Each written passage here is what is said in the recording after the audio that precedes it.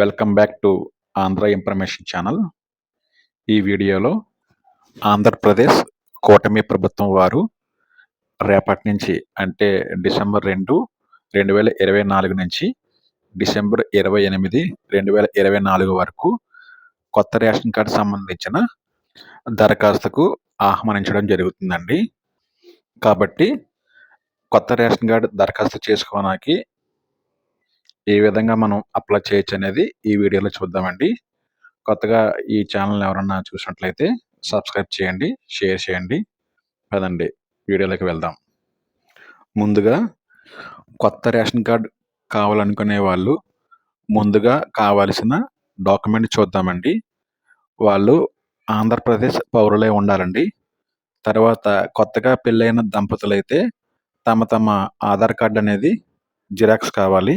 అదేవిధంగా వాళ్ళు marriage certificate అడుగుతున్నారండి. ఒకవేళ మ్యారేజ్ సర్టిఫికేట్ లేకపోతే పెళ్లి శుభలేఖైనా తీసుకునే అవకాశం ఉందని చెప్తున్నారు.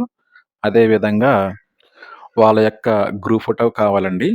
అదేవిధంగా దరఖాస్తు ఫామ్ కావాలి.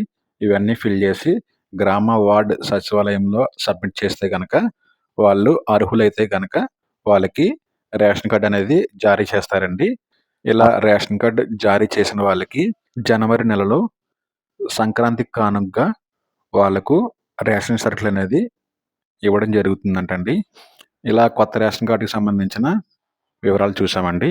అదేవిధంగా ఒకవేళ ఇది వరకే రేషన్ కార్డు కలిగి ఉన్న వాళ్ళు యాడింగ్ అంటే మీ రేషన్ కార్డులో మీ పాపని కానీ మీ బాబుని కానీ యాడ్ చేయాలనుకున్నా, అదేవిధంగా స్ప్లిట్టింగ్ అంటే మన రేషన్ కార్డు నుంచి విడిపోయి వేరే రేషన్ కార్డు తీసుకోవాలనుకున్నా, అదేవిధంగా ఎవరన్నా మరణించితే కనుక వాళ్ళని రేషన్ కార్డు నుంచి తొలగించాలనుకున్నా సరే దరఖాస్తు ఫామ్ చేసుకోవచ్చంటండి.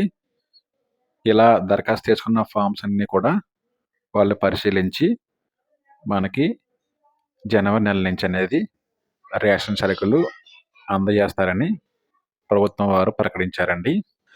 కాబట్టి డిసెంబర్ 2 నుంచి డిసెంబర్ 28 వరకు కొత్త రేషన్ కార్డు సంబంధించిన, అదేవిధంగా ఆల్రెడీ రేషన్ కార్డు ఖాళీగా ఉన్న వాళ్ళు మార్పులు చేర్పులు చేసుకోవాలన్నా సరే ఈ అవకాశాన్ని సద్వినియోగం చేసుకోండి.